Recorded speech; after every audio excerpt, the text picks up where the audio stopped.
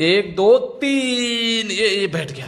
लगता है ससुरा नीचे गिर गया। ओह, इसे लग रहा है मैं नीचे गिर गया। हा। साले तूतिया नहीं हूँ, मुझे पता है तू दीवारों पे है। अगर ये बीच में दीवार ना होती तो तेरा गर्दन काट देता मैं। सही कह रहा है, दीवार ना होती तब तक तू भी ना होता। अब तुझे गड़ासा फेंक के मारूंगा। अरे बैठ गया, उठ। ले उठ गया, मार।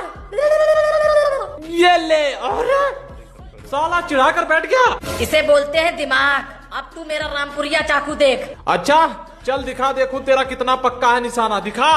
लगा लिया है निशाना, बच के रहना, खोपड़ी फटने वाली है तेरी। हाँ मार मार। ससुरा बैठ गया, नहीं तो खोपड़ी के आर पार जाती। ये चाकू चला रहा था, किसी और ने इस पे गोली चला दी। ओए भैया हम तुम्हारी लॉन्ग वीडियो देखते हैं, हमको मारना मत। एक बार और जा देख कर आ। ओए ओए ओए, कहाँ से पड़ रही माँ की आंख। इधर देख, आसमान से तेरी मौत उतर रही है। तेरी मम्मी की कसम, अगर इधर आया तो। हाँ चला गया।